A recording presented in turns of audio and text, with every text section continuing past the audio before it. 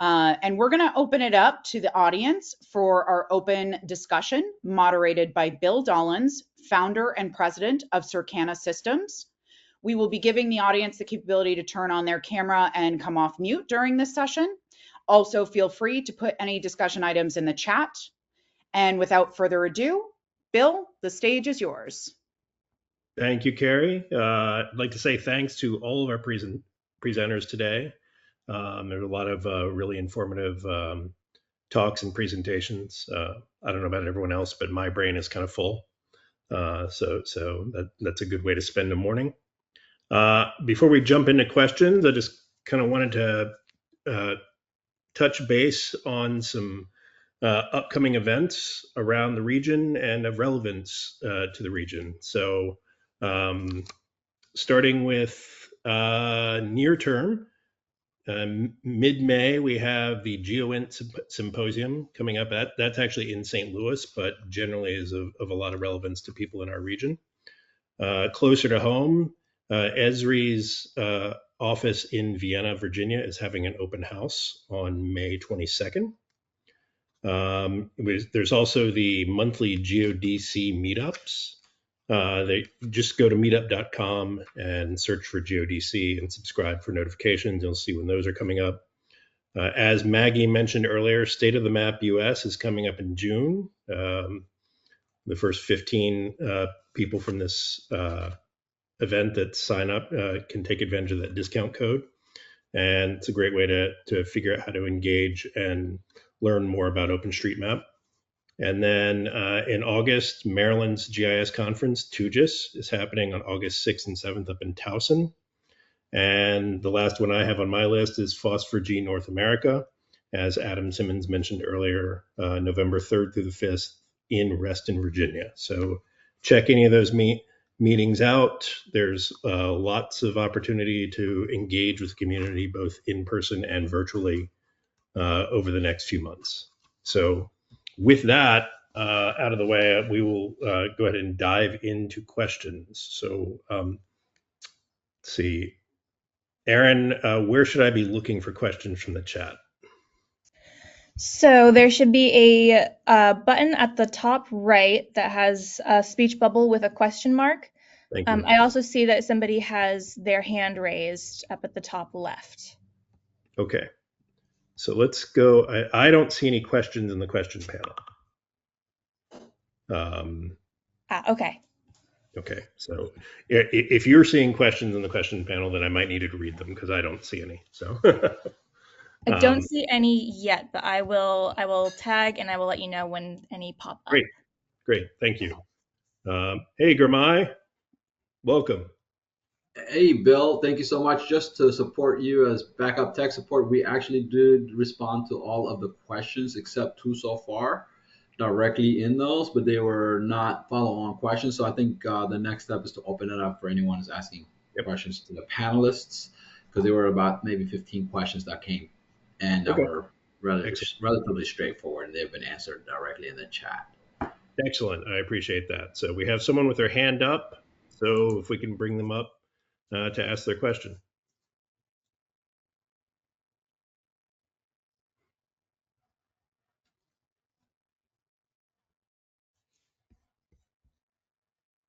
And I don't know how we do that. All attendees should have their microphones and cameras activated, or they can activate their cameras and microphones now if they would like to come up and ask a question. Excellent. Okay, great. So anyone have any follow-up questions for any of our panelists or anything related? Also, this is your time for, it's an open discussion. So we're also open for announcements or anything else that we want to get out amongst the community.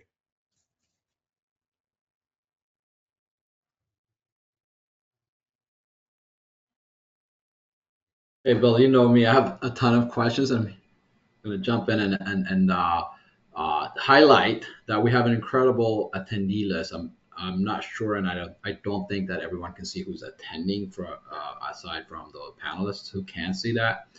We have folks from all over the county, the DMV, and Charlene Howard is on. If you can turn her on. She just raised her hand. Charlene Howard is the GIS director, and she'll tell us exactly. So she's from the Montgomery County. I'm sorry, COG. Yep. COG. Hey, Charlene. Hi, unofficial title of Minister of Spatial Data. I guess I have a general question asked to the group.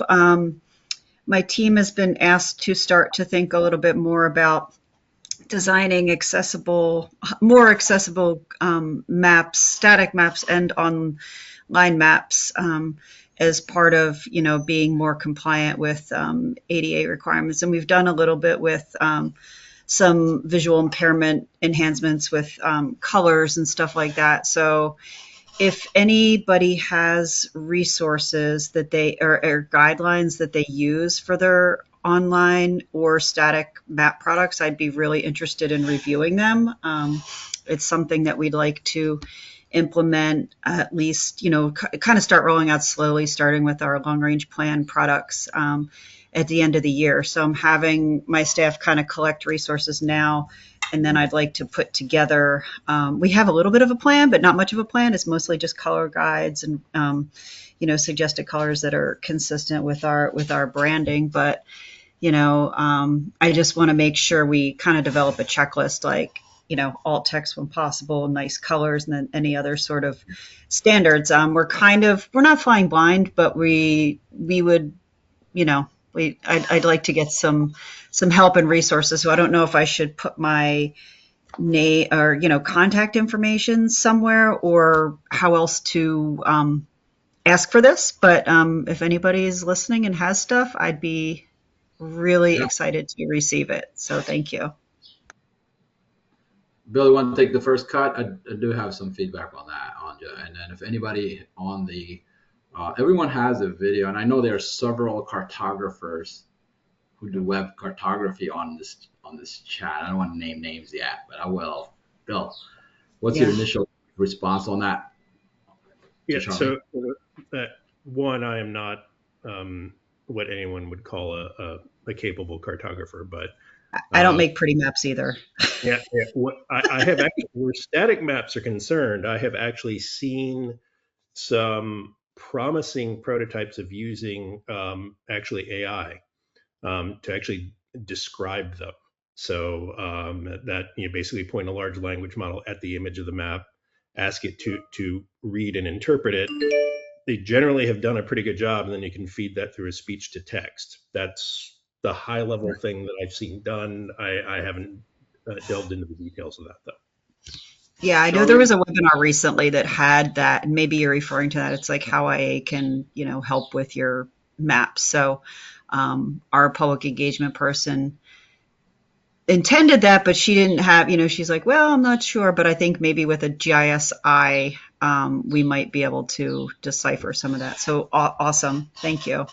It looks like there might be an actual cartographer coming up to answer. I think Sue just turned on her camera, which means to me, hi, Sue Hoberg. She runs the GeoMug, which is coming up soon. So if you could tell us about that. That's actually the Mid-Atlantic Geospatial User Group. I think you got something coming up soon. And then you also have tons of background in cartography.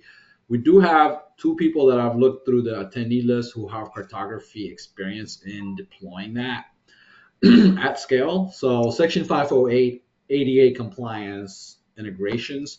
Charlene, we have your email, but we can figure out how to get you some info as a follow-on through Mario and his team to make sure that the community can provide support and so on. But throwing it over to you, Sue. Thanks. Yeah, and I'm no longer a qualified cartographer anymore either. But anyway, yes. So thanks. The GeoMug is holding a virtual spring meeting May 9th. I'm not sure if I can put the registration link in the chat or not, but if I can, I will. Otherwise, I think it's on our hub site, geomug.org. I'll double check on that, or you could email me, shogberg@dewberry.com, and I can get that to you. And it'll be 9 to 3-ish on next Friday. Excellent. Thanks. Excellent. Thank you. And for those, I've actually attended and been a member over the last however many years, and it's a fantastic And former president. vice president. Yes, it's a fantastic group, mostly all in person. I've had a chance to attend fantastic presentations. I highly recommend GeoMug.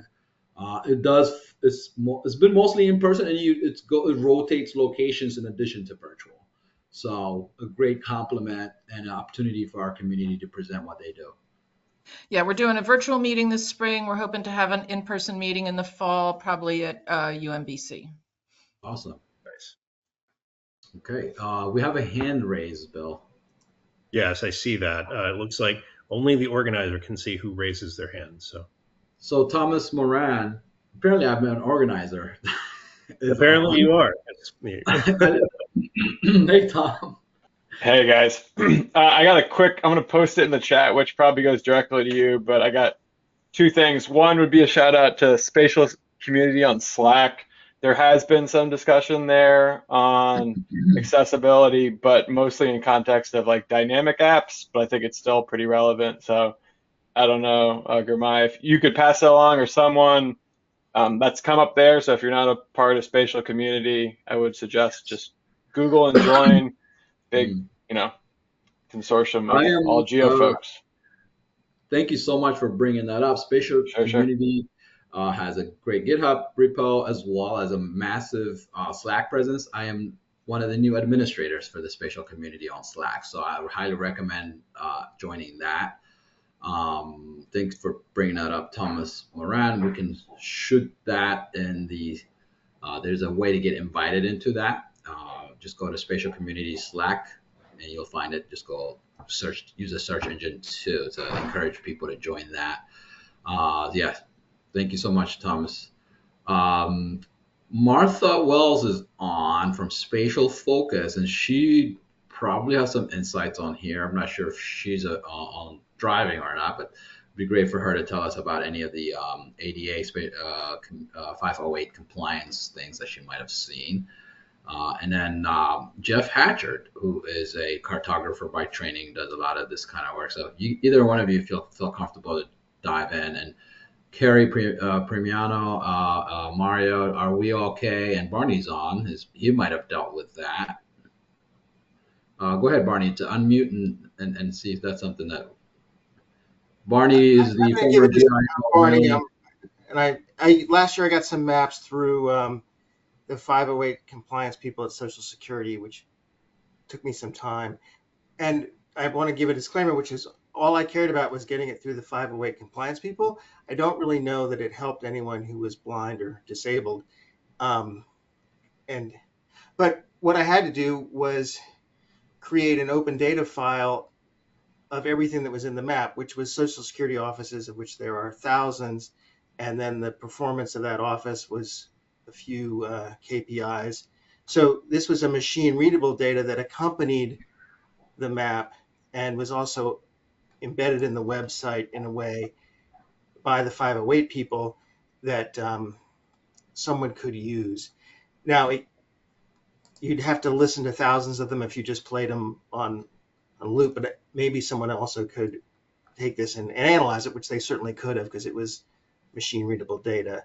But it did pass the official test. Awesome. Well, Section 508 ADA compliance evolves with over the years, but essentially, for those who are not aware, is anything that you deploy on the web and or in fact observable signs and so on having compliance and accessibility for users that may be limited by vision or auditory or others. So I did see just a quick thing. Quentin Cummings, who does a lot of cartography, on. He just posted the GeoMug link for Sue. Thank you. And then Thomas Moran just posted the actual Spatial Community Slack invite. Sue also just posted that as well. With that, are there any other questions? Martha just joined. Hi, Martha Wells, Spatial Focus team leader.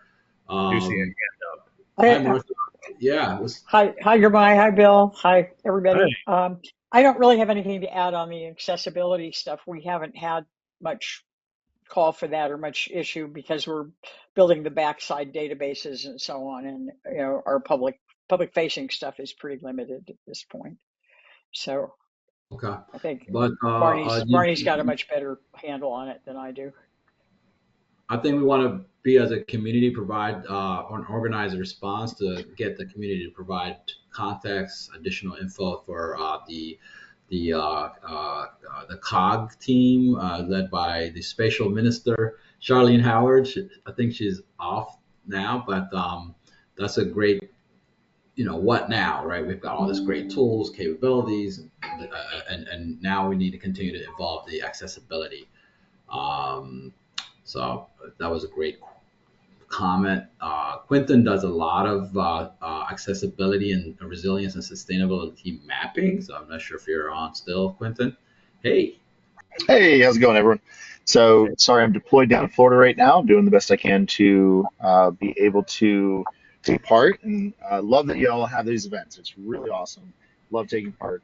Yeah, when it comes to 508 compliance, same as the gentleman when it comes to Social Security, is the federal government, I don't know if they interpret 508 the way everyone does, but at least for FEMA, so I work for the Federal Emergency Management Agency, and we do our best with both static maps as well as interactive maps and platforms to meet the requirements for 508 compliance. What they've generally said was exactly what was stated before. If we can attach essentially all of that data that we use to create the maps into a machine readable format, sometimes as a CSV, for example. So if you were to go to FEMA visualizations, so go into Google and just put FEMA visualizations, most of those we created through Tableau, but we've got some others, and FEMA visualizations will give you essentially what we created as a infograph or a chart or interactive map.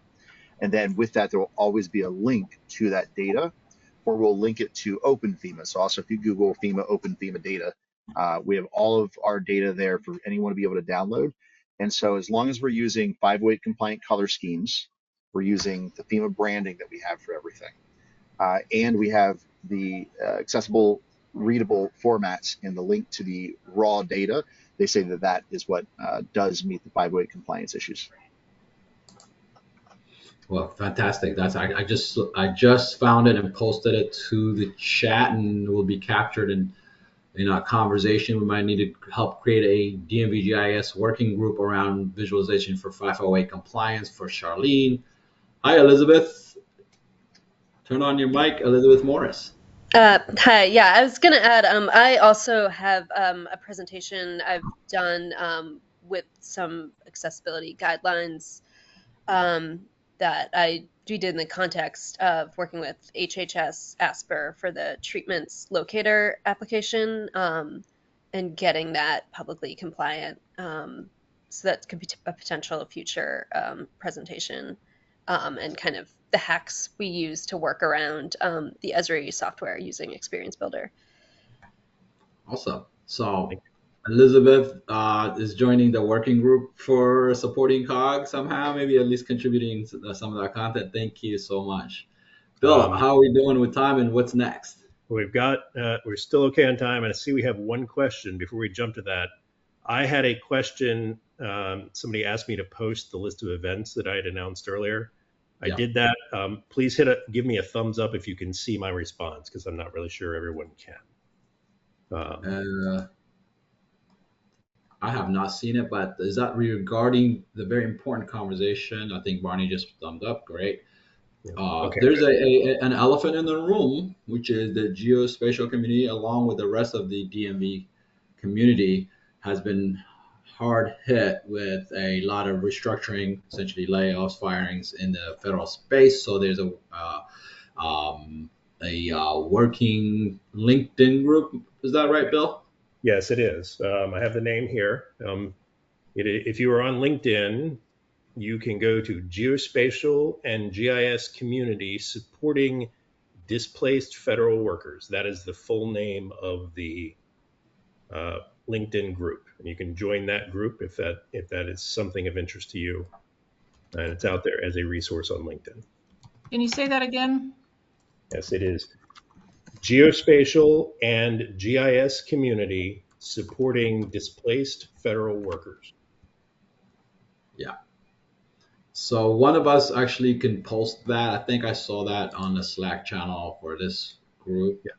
So we can post that as a great resource. We will also be different parts of the community are engaging and supporting not just the geospatial but the rest of the community in terms of access to jobs, resume reviews, and so on. And I believe over the next 6 months, you'll see more of that coming up, including a FOSS4G, which I'm the co-chair of.